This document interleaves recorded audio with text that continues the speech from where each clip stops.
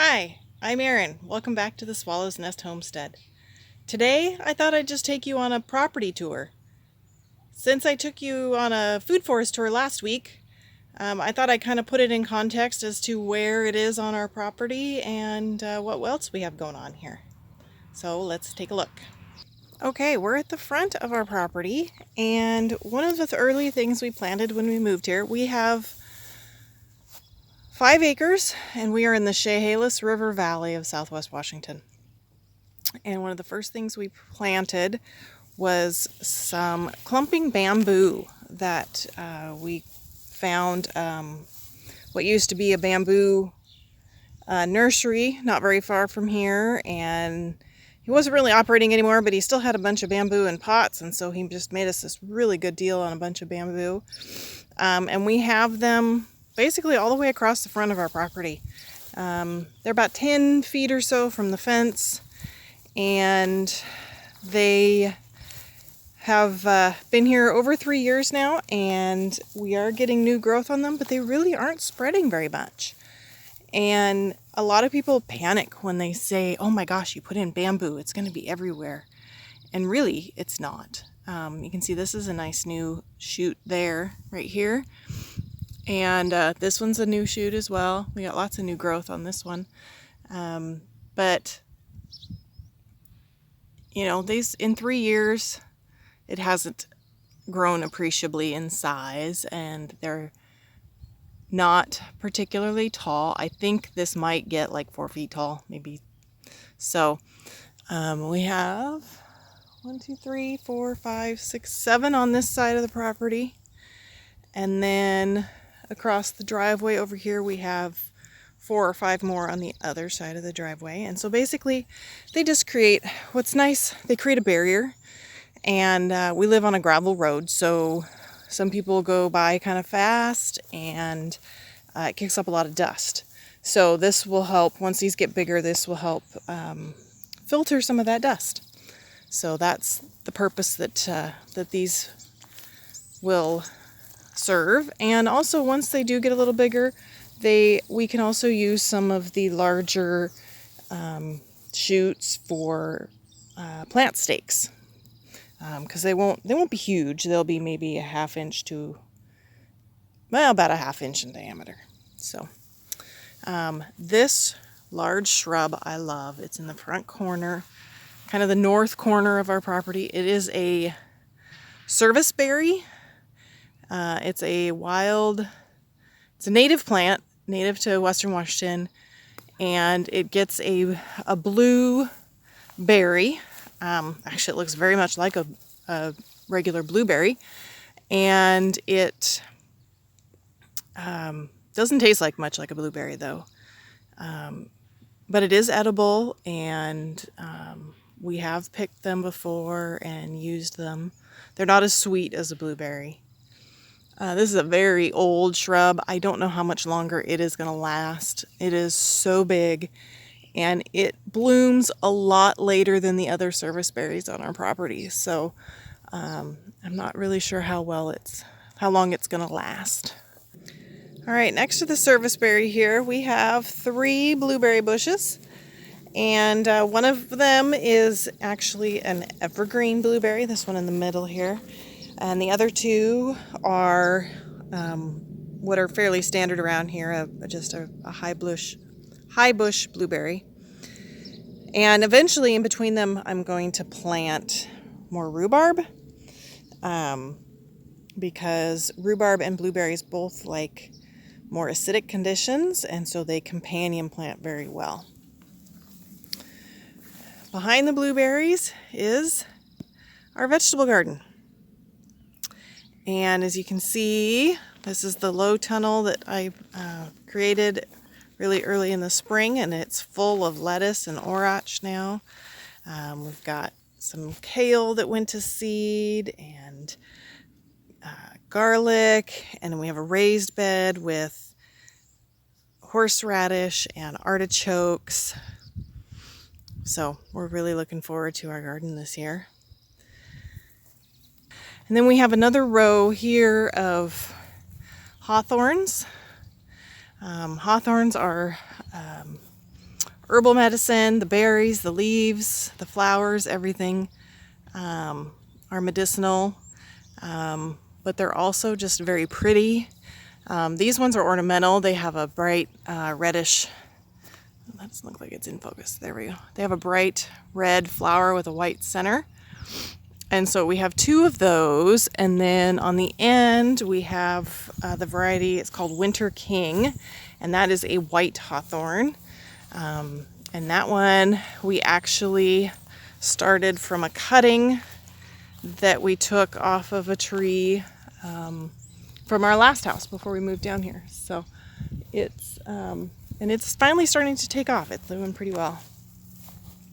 So this whole area here is kind of, it's between the road and the vegetable garden. So hawthorns are really good at filtering pollution, particularly exhaust. So that's one of the reasons why we put them there. Is even though this isn't a really high traffic road, it helps create a filter and a buffer between the road and the garden. So, and here's the white hawthorn. You can see it's actually in bloom right now. And so this is a cultivar as well. This is not a wild or native hawthorn, but the flowers are very pretty. I think this is the first time it's actually flowered, or at least flowered this heavily since it's been here. So, and then in between them here, this is a shrub. This particular shrub, this is an Colonia, and this one is a pink evergreen shrub, and it will be about 6 feet tall when it's full grown. So it'll be it'll help kind of fill in between the trees and give it some interest in the variations in the size and the texture and things like that. And here's the garden again from the other side. We've got lots of greens, lots of flowers. And there's the house. Our house is almost done. We're getting so close. Across the driveway here is what we call the orchard. And this has 7, 1, 2, 3, 4, 5, 6, 7, 8. 7. This is a native hawthorn, a black hawthorn. And but we have 7 filbert trees, or hazelnuts if you want. These are they're all commercial. Varieties are commonly grown commercially. So we may not get nuts this year because we had a frost while they were blooming. And so I don't know that we got any pollination. But these have been in here for 3 years now, and they're finally starting to get some good size to them. And we're about ready to start pruning them. They need to prune the suckers off the bottom, and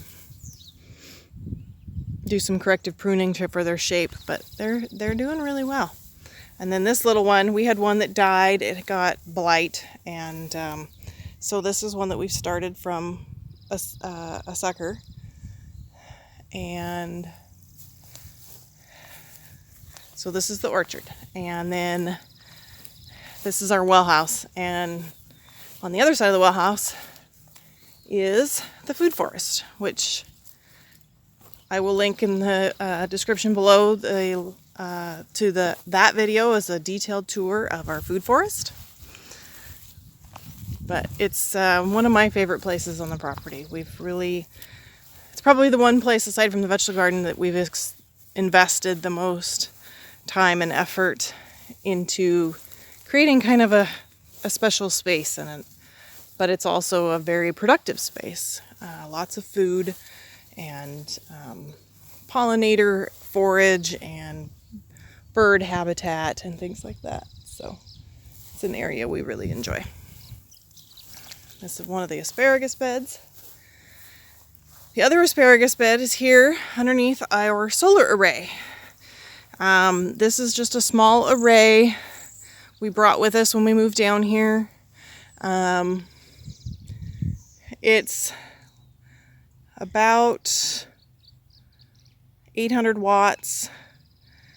These panels are probably almost 10 years old now. So, and right now we have it wired directly to the 12-volt system in our trailer that we've been living in. When we were traveling in the trailer, we actually had them mounted to the roof. So we had solar all the time when we were traveling. And now it's just hooked up to the lights in the trailer. And then between that and the trailer, we have our little greenhouse with the shade cloth on it. This greenhouse is probably 6 by 8. It's tiny, but it is just big enough that we can start our seeds in it. I've grown fodder for the chickens in it, things like that. Okay, so this is pretty much the rest of the property. It's not a whole lot to see. Behind the house is where our chickens are right now. They get moved every couple of weeks, and so their run is over there, and hopefully in the future we'll do a video on what we do when we move the chickens. We have, towards the back of the property, we have some apple trees, some cascara trees, which is a native small tree. And in the very back, you can't really see, those buildings back there are our neighbors. But we have a number of trees back there. We have some alders and some dogwoods and flowering currants.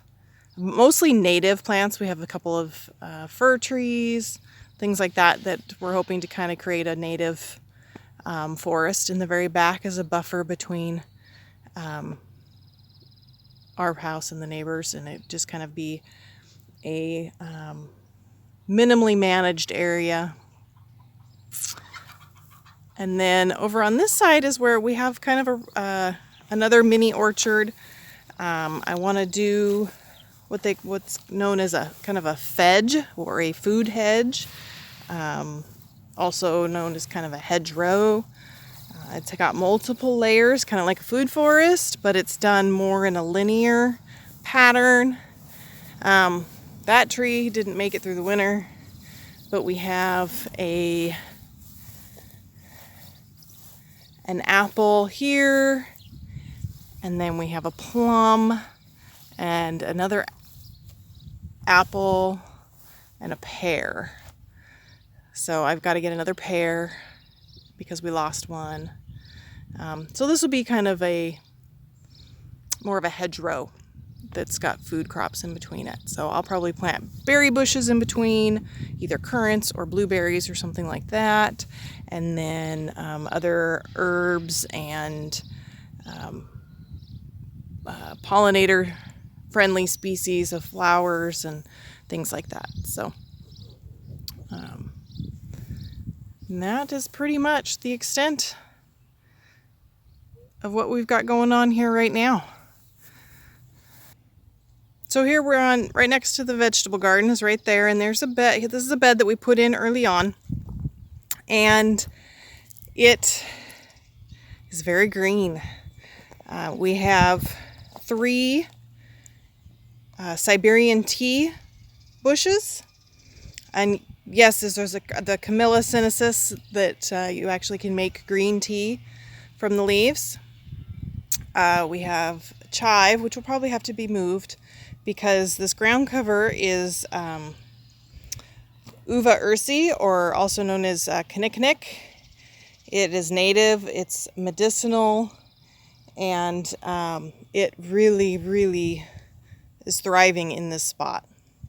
So the herbs that I had in here are probably going to have to come out because they're not thriving anymore because the Uva ursi is so thick. So alternating with the tea, we have 2 evergreen blueberries. So those are doing well. And then I also have mixed in here, I have lilies and I have gladiolas, which are primarily ornamental. I think they're some of my favorite flowers. We also have, let's see, there's a valerian root, or valerian plant that's not thriving, so I think I'm going to dig it out this fall. And then we have down at this end, we have more chive, and we have thyme that's blooming. So these will probably also have to come out because the uva ursi is so thick. But this was one of the first beds we put in. We brought all of these plants with us when we moved on to this property because we enjoyed the plants so much and we dug them up. So that is our, it's kind of it's the edges of the driveway as well. So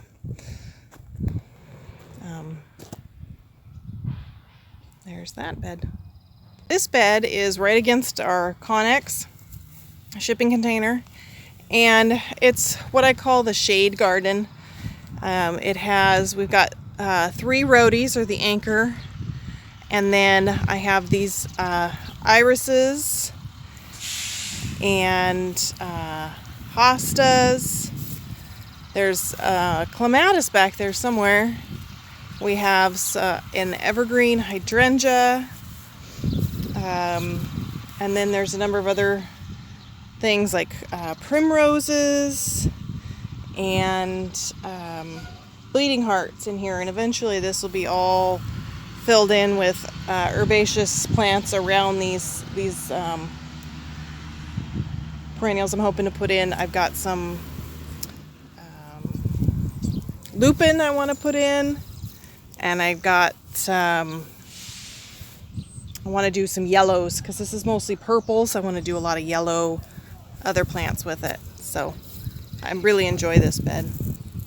All right, I hope you enjoyed our property tour and kind of got an idea of how we use the land we have. Don't forget to subscribe, and we'll see you next week.